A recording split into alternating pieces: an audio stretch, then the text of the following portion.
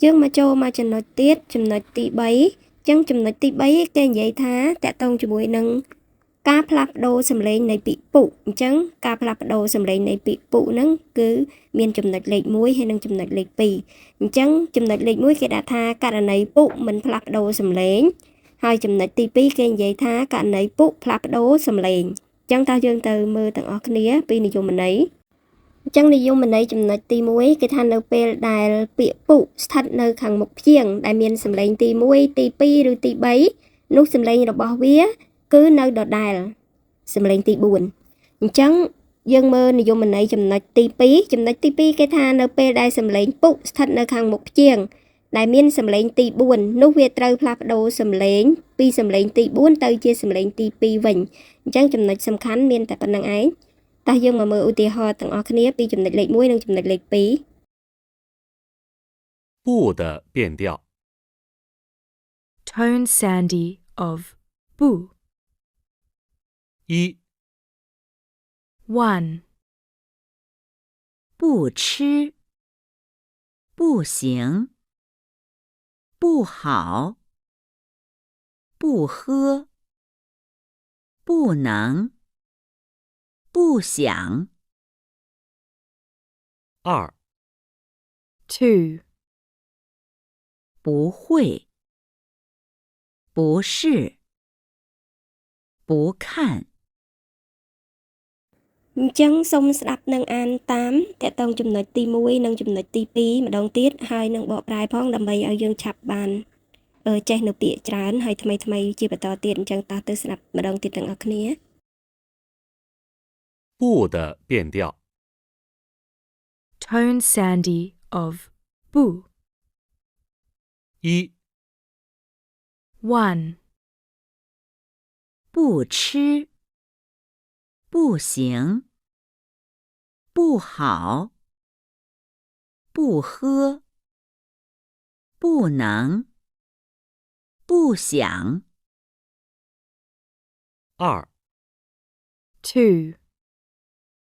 不会，不是，不看。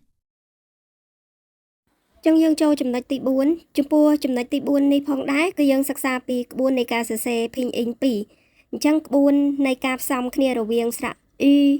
និងស្រៈដែលផ្ដើមដោយ y ជាមួយនឹងព្យញ្ជនៈ g ch ហើយនឹង c តោះអញ្ចឹងយើងមកចូលមកមើលនិយមន័យទាំងអស់គ្នានិយមន័យគេបានថានៅពេលដែលស្រៈ y ឬស្រៈដែលផ្ដើមដោយ y ហ្នឹងគឺផ្សំជាមួយនឹងព្យញ្ជនៈ g ch ឬក៏ c នោះចំណុច2មានន័យថាចុច2នៅខាងលើ e ហ្នឹងគឺយើងត្រូវលុបចោលអញ្ចឹងឧទាហរណ៍ដូចជាពាក្យដែលគេដាក់នៅខាងក្រោមហ្នឹងយើងមកមើលទាំងអស់គ្នាគឺមាន g ch ហើយនឹង c ជាដើមអញ្ចឹងប៉ុន្តែនៅពេលដែលផ្សំជាមួយនឹងព្យញ្ជនៈ n និង l នោះនៅតែត្រូវសរសេរជា li ni ដដែលមានន័យថាអាសញ្ញាចុច2ហ្នឹងគឺនៅរក្សាទុកដដែល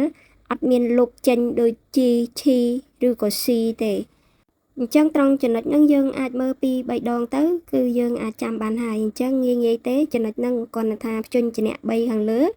បើពេលណាជួបជាមួយនឹង E អា E មានចុច2ហ្នឹងអញ្ចឹងយើងលុបវាចេញបើពេលណាជួបជាមួយនឹងព្យញ្ជនៈ2ខាងក្រោមគឺមិនបាច់លុបចេញទេតែប៉ុណ្្នឹងឯងអញ្ចឹងយើងមកចូលមើលឧទាហរណ៍ខាងក្រោមហើយសូមស្ដាប់សំឡេងទាំងអស់គ្នា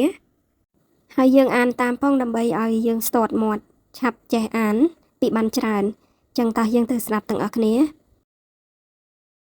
听录音并跟读，注意 "ü" 的拼写与实际发音。